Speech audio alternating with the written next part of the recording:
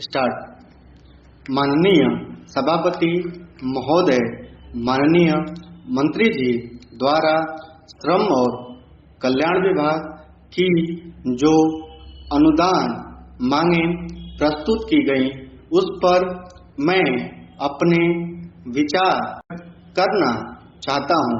उसमें मैं केवल कल्याण विभाग पर ही अपना अधिक ध्यान दूंगा, खासकर उस आदिवासी उपयोजना क्षेत्र में जहां पर काफी कल्याण योजनाएं चलाई जा रही हैं।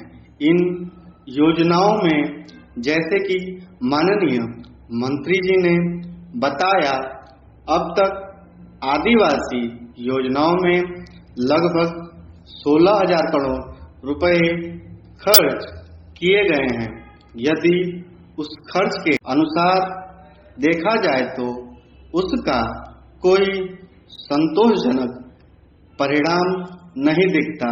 यह सही है कि जो योजनाएं जिन समाज के लोगों के विकास के लिए बनाई गई हैं, उस योजना को पूरी तरह से समझने के लिए, पूरी तरह से जानने के लिए उसमें शिक्षा की कमी थी।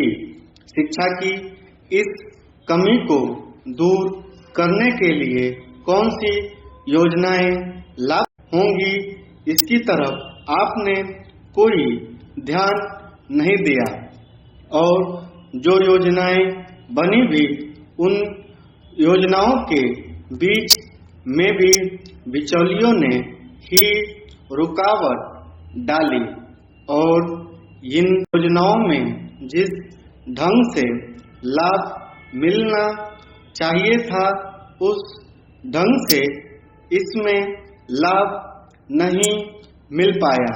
आज सबसे जरूरी बात यह है कि शिक्षा को अधिक से अधिक कारगर सिद्ध करें और यदि शिक्षा को आगे बढ़ाया जाएगा, तभी ये योजनाएं या स्कीमें आगे बढ़ेंगी और लोगों के लिए लाभप्रद सिद्ध होंगी। तो ये योजनाएं सिर्फ कागज में ही दर्ज होंगी और इसका लाभ जनता को नहीं मिल सकेगा। इसमें करोड़ों करोड़ों रुपया खर्च होगा, लेकिन वह क्षेत्र वैसा का रहेगा जैसा कि आज है। इसलिए यह जरूरी है कि शिक्षा के ऊपर भी विशेष रूप से ध्यान दिया जाए। आज शिक्षा की तरफ से आंगनबाड़ी को शुरू कर दिया है। इस आंगनबाड़ी पर सही ढंग से अभी से निगरानी रखी जाए तो बाल्यावस्था के बच्चों के लिए जो आंगनबाड़ी उनकी शिक्षा की तरफ, उनके स्वास्थ्य की तरफ और उनके वर्तमान दृष्टि जो वातावरण तैयार किया जा रहा है, इसको यदि अच्छे रूप से तैयार किया गया तो यह योजनाएं लोकप्रिय कहलाएंगी। लेकिन आज इन योजनाओं की तरफ कोई ध्यान नहीं दिया जा रहा। शासन में जो योजनाएं चल भी रही हैं, उससे संबंधित अधिकारी और अन्य लोग हैं, वे भी इन योजनाओं को सही ढंग से नहीं चला रहे हैं। माननीय सभापति महोदय, इन योजनाओं में भी आज ग्राम की, पंचायत की, क्षेत्र की भागीदारी होनी चाहिए, लेकिन इसमें इनकी भागीदारी नहीं है। इसमें जो अधिकारी आदि होते हैं, वे अपनी मनमानी से कार्य, जो कुछ वह खरीदता है या जो भी कार्य वह करता है, उसमें वह अपनी मनमानी करता है। स्थानीय जो स्थित है, उसमें से यह कोई संबंध नहीं रखता।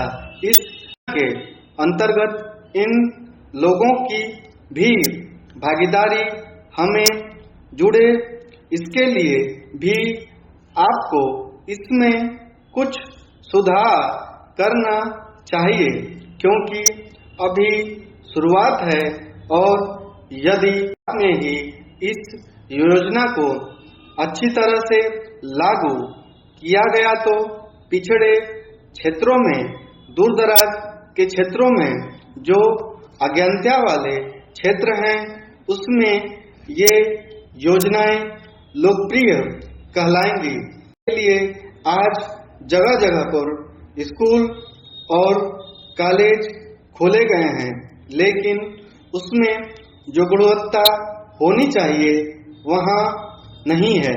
स्कूल और कॉलेज खोले गए हैं, लेकिन जहाँ स्कूल वहाँ बच्चे नहीं आ रहे, और जहाँ बच्चे हैं वहाँ पर तो स्कूल का पता ही नहीं है। वहाँ पर बच्चे झाड़ के नीचे या पेड़ों के नीचे पढ़ाई कर रहे हैं। ऐसी स्थिति में और कॉलेज खोले गए हैं, उन्हें सक्षम किया जाए। बहुत सी जगहों पर बच्चे हैं लेकिन शिक्षक नहीं है, लेक्चरर पढ़ाने के लिए भी नहीं है, विषय के अनुसार ढांचा नहीं है। बहुत सी ऐसी हैं जहां पर एक गुरु है और उसके पास 5 कक्षाएं पढ़ाने के लिए हैं।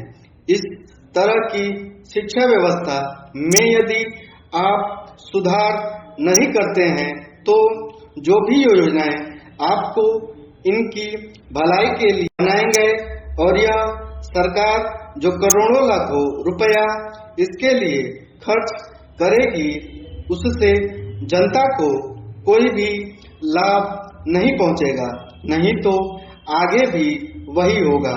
इसीलिए इस समय शिक्षा की तरफ अधिक ध्यान दिया जाना चाहिए। इस तरह से स्वास्थ्य सेवाओं की बात है। आज शहरों में अच्छी स्वास्थ्य सेवाएं की बात है।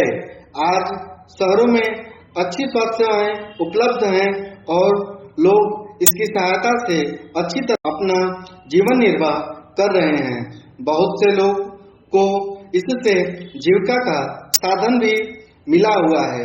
आज आदिवासी क्षेत्रों में जो भी लोग अंधविश्वास, देवी देवताओं को छोड़कर आधुनिक स्वास्थ्य सेवाओं की तरफ आकर्षित हो रहे हैं, लेकिन आज आदिवासी क्षेत्रों में, दूर दराज क्षेत्रों में अस्पताल नहीं है।